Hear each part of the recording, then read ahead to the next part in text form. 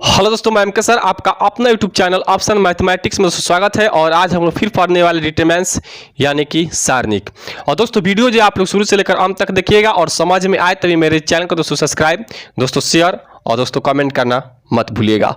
और दोस्तों इसमें जो आपका है पार्ट 4 ठो बन चुका है। तो सबसे पहले दोस्तों पार्ट 1 से लेकर 4 तक दोस्तों देख लीजिए। और 4 पार्ट में दोस्तों 5 का जो है तो 5 का 1 से लेकर 4 तक क्वेश्चन दोस्तों उसमें बना है। और आज हम देखेंगे 5 का 5 से क्वेश्चन। तो 5 का जो 5 नंबर क्वेश्चन है तो देखिए फर्स्ट स्तंभ है 1 अल्फा बीटा और इसके बाद गामा, फिर 1 बीटा गामा अल्फा, फिर 1 गामा अल्फा बीटा है। ठीक है दोस्तों। तो इसमें दोस्तों होता क्या है डिटरमिनेंट्स में कि जब दो टर्म यानी कि राशि या व्यंजक हो तो उसमें आपको फर्स्ट स्तंभ चाहे सेकेंड स्तंभ चाहे तीसरा स्तंभ चाहे फर्स्ट रो हो चाहे आपका सेकेंड रो हो चाहे थर्ड रो हो, मतलब दो टर्म में किसी एक स्तंभ चाहे किसी एक रो की दो टर्म लगातार जीरो होना चाहिए। तो ये आपके ऊपर निर्भर करता है कि हम R1 से चलेंगे कि R1 माइनस R2 करेंगे कि R2 माइनस R3 करेंगे कि C1 माइनस C2 करेंगे कि C2 माइनस C3 करेंगे। ये आपको सोचना पड़ेगा।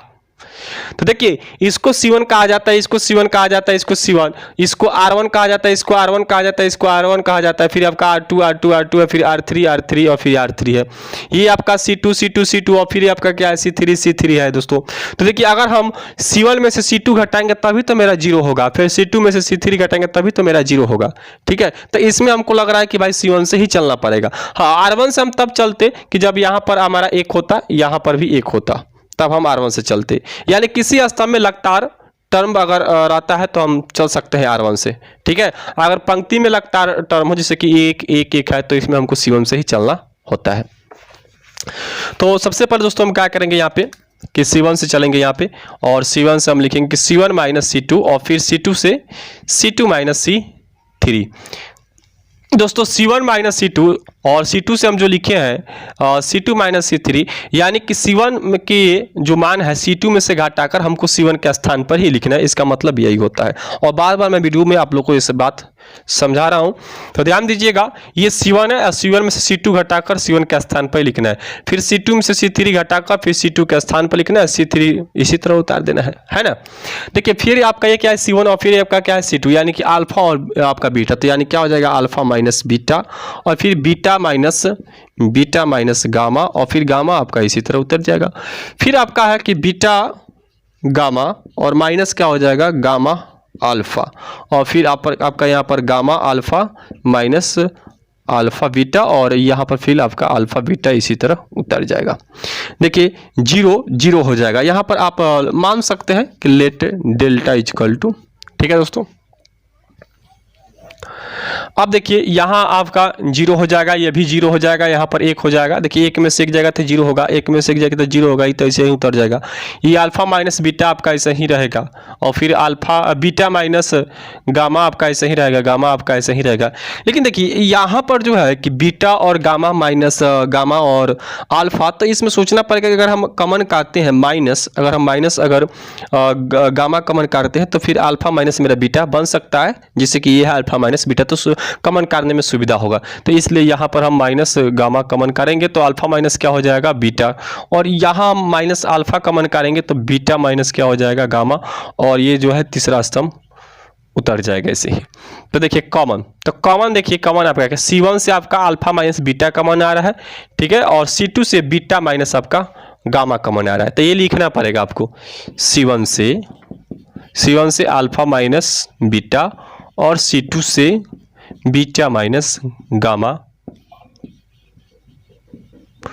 कॉमन लेने पर। तो चलिए हम फटाफट कॉमन यहां पर ले लेते हैं। कॉमन दोस्तों लेने के बाद यहाँ पर 0 और यहाँ पर आपका 1 बच जाएगा। यहाँ पर भी 1 होगा लेकिन 1 से फिर आपको गामा में गुना करना पड़ेगा, तो माइनस फिर क्या हो जाएगा गामा हो जाएगा। यहाँ भी आपका 0 फिर 1 और फिर माइनस आपका अल्फा होगा। ये जो है आपका इसी तरह उतर जाएगा। हो गया दोस्तों। अब देखिए लगातार आपका दो गो है टर्म जो है जीरो हो गया फर्स्ट आपका पंक्ति में। अब देखिए दोस्तों, बार बार आप लोग को हम समझाते हैं कि अगर 11 12, जैसे कि इसको हम 11 बोलते हैं, इसको 12, तो 11 12 आप कहीं से भी मान सकते हैं, इसको भी आप 11 बोल दीजिए, जैसे 12 तो फिर आपका 13 बन जाएगा। तो जब 11 12 दो टर्म जीरो हो तो सीधा आप 13 को ही तुर दीजिए, यानी कि 13 का तुरने का मतलब यह हुआ कि 13 से हम चलेंगे तो इसके सामने इसको विलुप्त कर देंगे और इसके सामने इसको विलुप्त कर देंगे, जो बचेगा उसी को हम मल्टीप्लाई करेंगे। ठीक है, तो देखिएगा अल्फा माइनस बीटा सारणी का अब हम मान निकाल रहे हैं, और बीटा माइनस गामा। तो दोस्तों यहाँ पर ध्यान दीजिएगा, अब देखिए हमको 13 से चलना है, तो 13 आपका 1 है और 13 के सामने लुप्त, ये भी लुप्त, तो बच रहा है आपका 1 माइनस गामा और 1 और फिर क्या है माइनस आपका अल्फा है। क्रॉस गुना कराएंगे दोस्तों, गुना सबसे पहले ऐसे क्रॉस गुना होता है। ठीक है, तो चलिए हम गुना करा देते हैं इसमें। तो दोस्तों इसको मिटाना पड़ेगा, तो चलिए इसको मिटा देते हैं, आप लोग वीडियो रोक कर उतार लीजिएगा।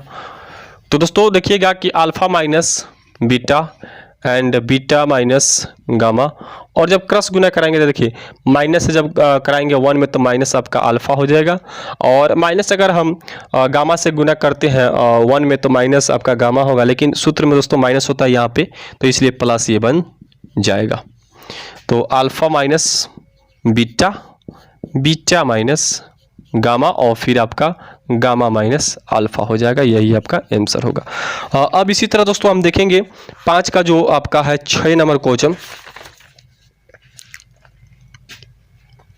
चलिए 5 का 6, तो 5 का 6 का अगर बात करें तो 5 का जो 6 नंबर क्वेश्चन है,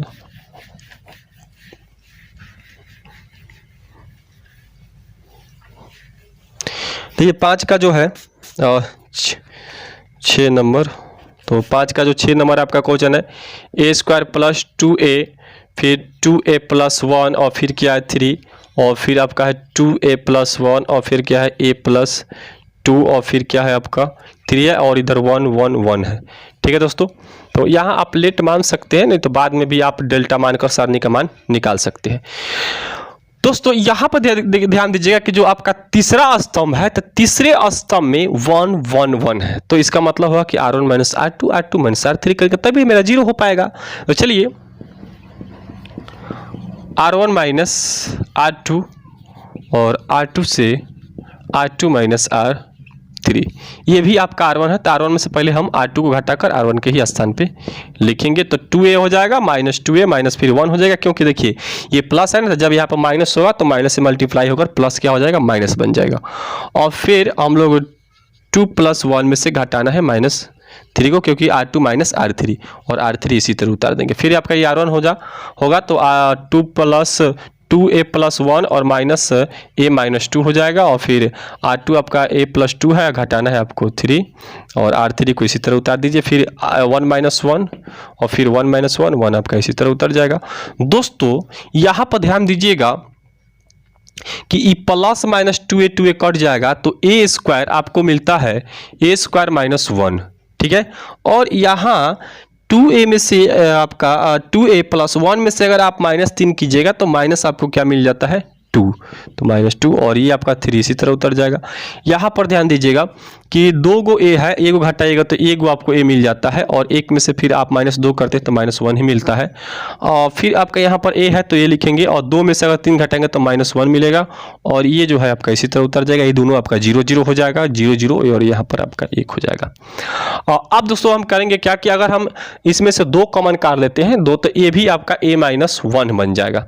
तो चलिए ध्यान दीजिएगा हम क्या कर लेते हैं, 2 कॉमन काटेंगे। ठीक है, तो पहले a स्क्वायर माइनस 1 2 कॉमन करेंगे तो a माइनस 1 हो जाएगा, और 3 इसको इसी तरह उतार देंगे, फिर a माइनस 1 फिर a माइनस 1 और फिर 3 हो जाएगा 0 0 1।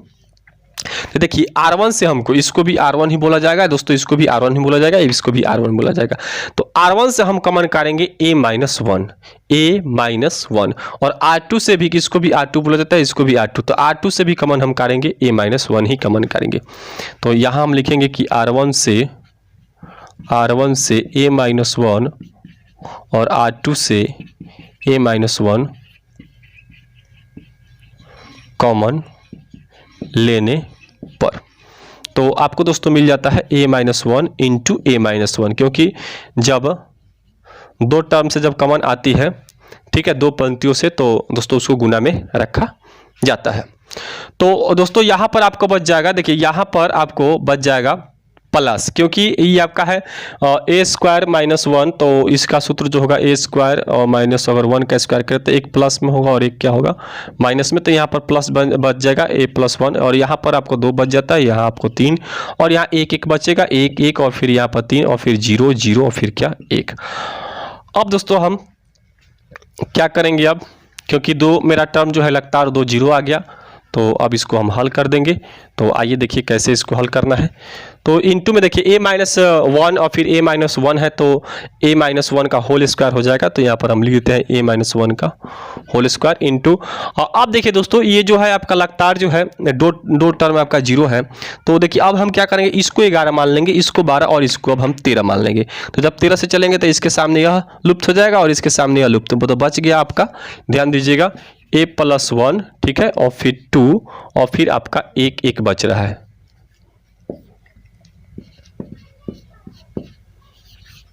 ठीक है दोस्तों, तो a-1 का होल स्क्वायर। अब दोस्तों हम क्रॉस गुना कराएंगे, तो अगर हम क्रॉस गुना कराते हैं 1 से a + 1 में, तो आपका आएगा a + 1 ही आएगा, और 2 से अगर हम 1 में गुना कराते हैं तो माइनस आपका 2 होगा। तो a-1 का होल स्क्वायर और इसमें आपका फिर होगा a-1। तो अब देखिएगा कि a-1 का होल स्क्वायर इंटू a-1, तो ये हो जाएगा a-1 का होल क्यूब, यही आपका आंसर होगा।